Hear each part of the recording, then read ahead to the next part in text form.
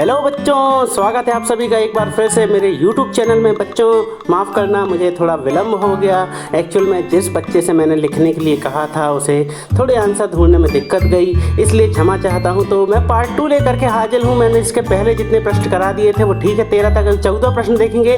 हमारे जीवन में त्योहारों का बहुत महत्व है। त्योहारों से हमारे जीवन में परिवर्तन और उल्लास का संचार होता है। त्यौहार किसी भी जाति और देश के उसके अतीत से संबंध जोड़ने में बहुत ही उत्तम साधन है। जीवन में कठिनाइयों व तनाव को भूलने का साधन भी त्योहार ही है। प्रश्न 14वें का उत्तर हो गया। प्रश्न 15वें का उत्तर, मरीज और डॉक्टर के बीच संवाद निम्नलिखित होता है। कैसे आपको इसको दिखा सकते हैं? मरीज बोलेगा, डॉक्टर साहब नमस्ते। डॉक्टर नमस्ते, कहिए क्या समस्या? मरीज, मुझे गले में हल्का दर्द है। डॉक्टर, आप नमक के गुनगुने पानी का गरारा करें या मैं ये 2 गोली दे रहा हूँ, इसे आप खाने के बाद खा लीजिएगा।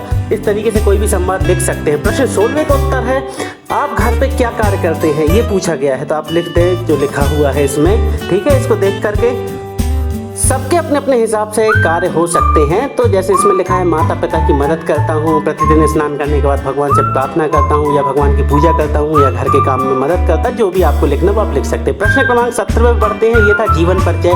तो यहाँ मुंशी प्रेमचंद जी का जीवन परिचय, आपको जन्म मृत्यु पता है तो वो लिख दीजिए। फिर 2 रचना लिख दीजिए, उपन्यास है, जैसे गबन गोदान कहानी है उनकी, क्या मानसरोवर। फिर भाव पक्ष लिखेंगे, तो भाव पक्ष आप लिख दीजिए, जैसे इसमें लिखा है ऐसा लिख सकते हैं, या फिर आपको आपकी गाइड में जो दिया हो वो लिख सकते हैं। तो भाव पक्ष ये हो गया। फिर भाषा शैली हो गई, तो भाषा शैली में क्या लिखना पड़ता है? उनका मतलब रस छंद अलंकारों का कैसा क्या प्रयोग करें, वो सारी चीज़ें डिटेल्स लिखनी पड़ती है जीवन परिचय में। तो प्रेमचंद की भाषा शैली एकदम सटीक और साधारण थी, इसलिए उनकी हर रचना सीधे जनमानस के मन पर असर करती है। उनकी हर रचना निचले दर्जे के लोगों की समस्याओं और शोषण को बखूबी दर्शाती थी। साहित्य में स्थान, ठीक है। तो ये सब पूरा लिखा हुआ। बच्चों यदि राइटिंग में थोड़ी सी प्रॉब्लम हो तो क्षमा करना, एक बच्चे ने ही लिखा है 9th क्लास के, तो थोड़ा बहुत यदि आपको डिस्टर्बेंस हो तो उसके लिए सॉरी। ठीक है, आप देख के लिख सकते, फिर भी क्लियर है, बहुत क्लियर है। प्रश्न क्रमांक 18वां देखेंगे। संदर्भ है, यह काव्यांश हमारी पाठ्य पुस्तक हिंदी के पद्यखंड से लिया गया एक संदर्भ प्रसंग की व्याख्या करनी थी पद्यांश की, ठीक है, गद्यांश की। तो इसको देख लीजिए, इसके रचयिता कवि कबीरदास जी है। प्रसंग, इस काव्यांश में कवि ने उच्च कुल में जन्म लेने से क्या लाभ है इसका वर्णन किया है। फिर भावार्थ कर दिया इसका कि यदि कार्य उच्च कोटि की नहीं तो उच्च कुल में जन्म लेने से क्या लाभ? सोने का कलश यदि शुरा से भरा है तो भी साधु उसकी निंदा ही करेंगे। ये पूरा हो गया इसका व्याख्या सहित। फिर प्रश्न 19वें में भी था एक तो आपके सामने गद्यांश, तो इसमें देखिए इसका भी संदर्भ लिखा है, प्रसंग लिखा है और इसकी व्याख्या कर दी गई है। आप इसको देख करके इजीली नोट कर सकते हैं। यदि आपको पसंद आता है वीडियो, इस बच्चे की मेहनत आपको अच्छी लगती है तो प्लीज़ मेरे लिए नहीं तो इस बच्चे के लिए एक लाइक दे दीजिएगा। ठीक है, तो आगे का हमारा जो प्रश्न है ये देख रहे हैं आप, पूरा भाग व्याख्या चल रही है। इसके पश्चात आपको लिखने के लिए आया था एक आवेदन पत्र। तो आवेदन पत्र आप इजीली ढंग से लिख सकते हैं। आपको मालूम है प्रति प्राचार्य, प्रति प्रधानाचार्य, ये सारा सिस्टम आपको पता है।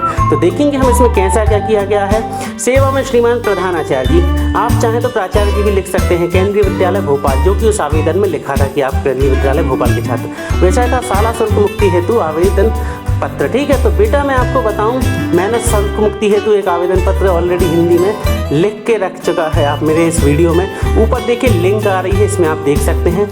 फिर पूरा लिखा हुआ है ये, तो आप इसको लिख लीजिए इजली, या मेरा जो आपको वीडियो है शुल्क लिखती जो आपको भी लिंक मिली थी उसको भी आप फॉलो कर सकते हो। उसमें बहुत ही अच्छा एक साल मुक्ति के लिए आवेदन पत्र आपके सामने प्रस्तुत किया गया है।